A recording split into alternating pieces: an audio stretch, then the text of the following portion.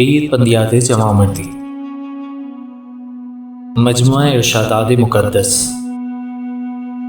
حضرت مولانا امام مستنصر باللہ علیہ السلام کے فرامین مبارک۔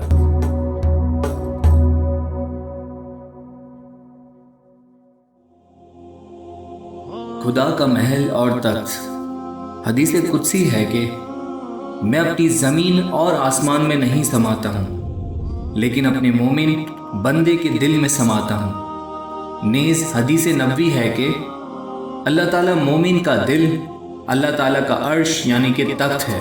اس کے علاوہ تم یہ جان لو کہ جب کسی دیندار مومن کا دل خرزن، شادمان اور راضی ہو جاتا ہے تو سمجھ لو کہ خدا راضی ہوا، کیونکہ مومن کا دل خدا کا گھر ہے اور خداوند کریم کے نظر کرنے کی جگہ ہے۔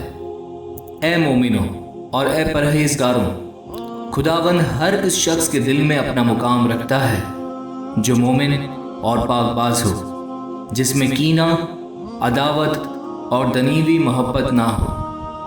اے مومنوں، جن دلوں میں کینہ اور پلیدی بھری ہوئی ہے، جس کا سبب تاریکیوں اور باطل خیالات کے نتیجے پر شکوک کا پیدا ہونا ہے، ان دلوں میں شیطان اور جنات کی جگہ ہے۔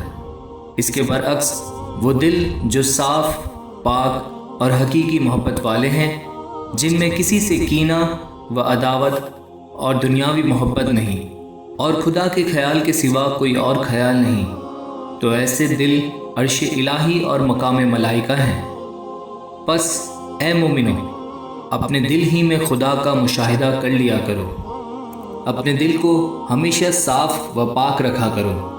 آئینہ دل سے شک اور نفاق کے زنگ و غبار کو یقین کے جھارن کے ذریعے پونچھ لو اور علم و حکمت کے پانی سے اسے دھو لیا کرو، تاکہ تم اپنے دل کے آئینے میں خدا کو دیکھ سکو۔ اگر تم خدا سے دوستی رکھنا چاہتے ہو تو تم سیاہ دل منافقوں کی طرف مائل نہ ہو جاؤ۔ ایسا نہ ہو کہ منافق تمہیں اپنے مانند بنا لیں، اور خدا تعالیٰ نے منافقوں سے اپنا چہرہ پھیر لیا ہے۔